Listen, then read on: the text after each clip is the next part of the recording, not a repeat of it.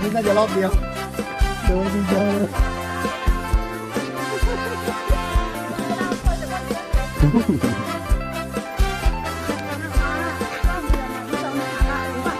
รู้แฟนก็จะมา